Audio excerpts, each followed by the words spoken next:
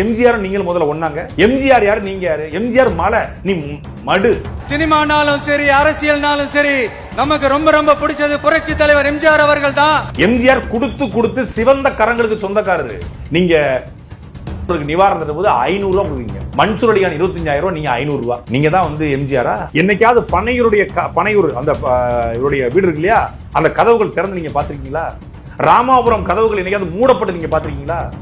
எம்ஜிஆர் உயிரோடு இருக்கும்போது அவர் முதலமைச்சரான இல்ல, உயிரோட அவர் வந்து சினிமாவில் நடிச்சிட்டு இருக்கும்போது ஆயிரக்கணக்கான மக்கள் அவர் வீட்டில் இருப்பாங்களாம். உங்க அப்பா கிட்ட பெரிய பாட்டுலாம் கேட்டு பாருங்க, ஆயிரக்கணக்கான பேர் இருப்பாங்களா. இல்ல எம்ஜிஆர் சைதை துரைசாமி ஐயா இருக்காரு, உயிரோடு இருக்காரு, அவர்கிட்ட போய் கேட்டு பாருங்க. அங்க நிக்கும் போது மேல இருந்து பார்த்துட்டு அத்தனை பேரையும் கை கொடுத்து அத்தனை பேருக்கும் சாப்பாடு போட்டு தான் அனுப்புவார். அருப்பெருஞ்சோதி தனிப்பெருங்கன்னு சொல்லி அணையா விளக்கு எறியதோ அப்படி எம்ஜிஆருடைய ராமாபுரம் தோட்டத்துடைய வீடுகள்ல 24 மணி நேரம் சமையல் நடந்துச்சு, சாப்பாடு போட்டாரு. என்னைக்காவது உங்க ரசிகனை கூட்டு பனையூர் வீட்டுல சாப்பாடு போட்டுறீங்களா? உங்க கார் கதவை தவிர வேற எந்த காருக்காவது அந்த பனையூர் கதவு திறந்திருக்கா?